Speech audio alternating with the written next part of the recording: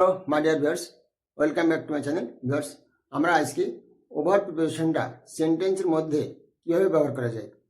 Over preposition দিয়ে sentence করা আসলে একটু ঝামেলা। আমরা আজকে সেটাই ট্রান্সলেশনের মাধ্যমে শিখব যে ওভার প্রিপোজিশনটাকে আমরা সেন্টেন্সের মধ্যে কীভাবে সহজে ব্যবহার করতে পারি। এর আগেও দুটো ক্লাস করছি, আজকে 3 নম্বর ক্লাস। আপনারা আগের দুটো দেখবেন, পরে এটা দেখবেন, তাহলে খুব সহজ হয়ে যাবে। ফার্স্ট অফ অল, আমি ফোনে তার সাথে কথা বললাম। I talk to him over the phone. Number 2, তার নিজের উপর কোনো নিয়ন্ত্রণ নাই। He has no control over himself. Number 3, লোকটি সারা পৃথিবী ঘুরেছে। The man has travelled all over the world. Number 4, এক কাপ চা খেতে খেতে আমাদের চমৎকার কথাবার্তা হলো।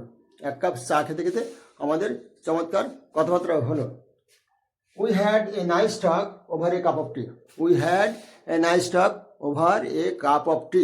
এই যে আমরা এইভাবেই যে ওভার প্রিপোজিশনটাকে কীভাবে সেন্টেন্স মধ্যে সঠিক ব্যবহার করতে পারি আমরা সেটাই শিখলাম।